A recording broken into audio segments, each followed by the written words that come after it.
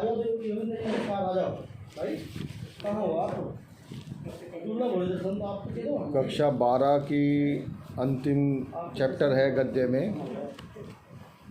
इस चैप्टर का नाम है, जो आपके कोर्स में है इस साल, चूँकि कई सारे पार्ट आपके निकाल दिए गए हैं। लेखक हैं डॉक्टर APJ अब्दुल कलाम, जिनकी जीवनी हमने कल पढ़ी थी, जिनके लिए एक वाक्य कहा जाता है, त्याग तपस्या प्रेम के अद्भुत रूप कलाम, निधन भारत रत्न करते संत सलाम।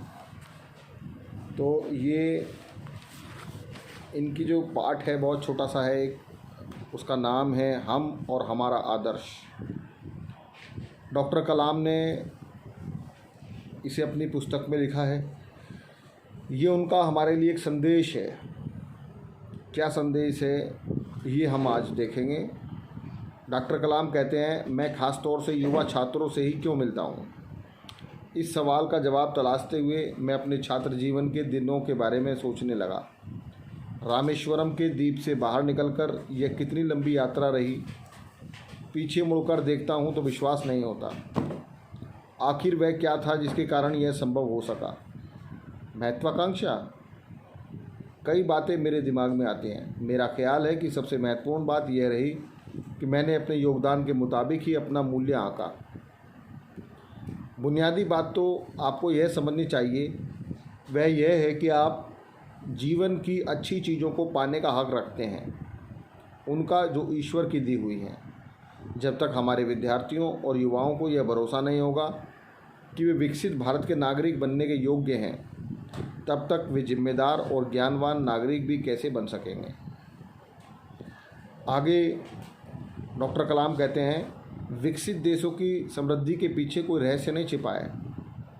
ऐतिहासिक तथ्य बस इतना है कि राष्ट्रों जिन्हें G8 के नाम से पुकारा जाता है, कि लोगों ने पीढ़ी दर पीढ़ी इस विश्वास को पुख्ता किया कि मजबूत और समृद्ध देश में उन्हें अच्छा जीवन बिताना है। तब सच्चाई उनकी आकांक्षाओं के अनुरूप बन गई। मैं ये नहीं जानता कि समृद्धि और अध्यात्म एक दूसरे के विरोधी हैं, पर भौतिक वस्तुओं की इच्छा रखना कोई गलत सोच है। उदाहरण के तौर पर मैं खुद न्यूनतम वस्तुओं का उपयोग करते हुए जीवन बिता रहा हूँ, लेकिन मैं सर्वत्र समृद्धि की कद्र करता हूँ, क्योंकि समृद्धि अपने साथ सुरक्षा तथा विश्वास लाती है, जो अंततः हमारी आबादी को बनाए रखने में सहायक है। आप अपने आसपास देखेंगे तो पाएंगे कि खुद प्रकृति के भी कोई काम आधे अधूरे मन से नहीं करती। किसी बगीचे में जाइए, मौसम में आपको फूलों की बहार देखने को मिलेगी, अथवा ऊपर की ओर ही देखें तो यह ब्रह्मांड आपको अनंत तक फैला दिखाई देगा, आपके यकीन से भी परे।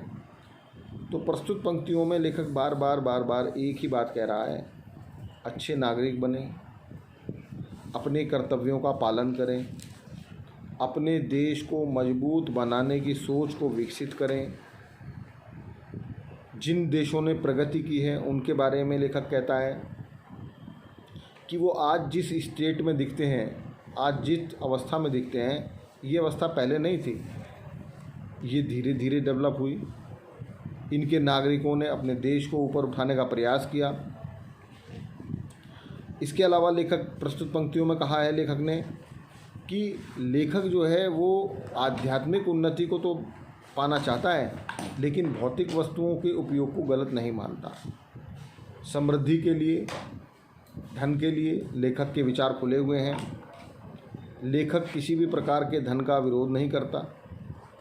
लेखक कहता है कि भले ही आप न्यूनतम वस्तुओं का उपयोग करके जीवन बिताएं, लेकिन समृद्धि को अवश्य प्राप्त करें। उसका कारण उन्होंने बताया कि समृद्धि अपने साथ सुरक्षा और विश्वास लाती है।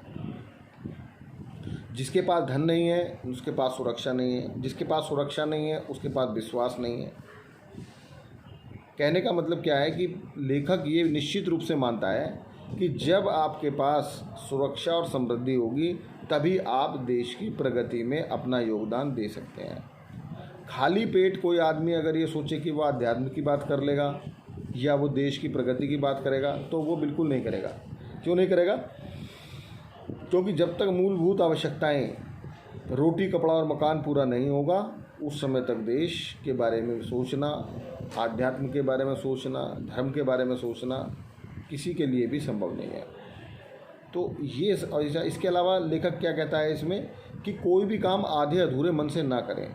यहाँ पर लेखक ने देखिए क्या कहा है कि प्रकृति भी कोई काम आधे अधूरे मन से नहीं करती। किसी बगीचे में जाइए, मौसम में आपको फूलों की बहार देखने को मिलेगी, अथवा ऊपर की ओर ही देखिए, यह ब्रह्मांड आपको अनंत तक फैला दिखाई देगा, आपके यकीन से भी परे। यानी कि लेखक प्रस्तुत पंक्तियों में आपको समझा रहा है कि जो भी काम करें एकाग्रता के साथ करें, अपना 100% दें, बीच में कोई ऐसी चीज़ ना रखें जो आपके पास छुपी हुई हो। यदि आप ये चाहते हैं कि आपका देश प्रगति करे, आपका समाज प्रगति करे, आपका परिवार प्रगति करे, आप प्रगति करें, तो आपको ये निश्चित रूप से समझना होगा कि आप आधे अधूरे मन से कार्य ना करें, पूरे मन से काम करें, पूरे मनोयोग से काम करें,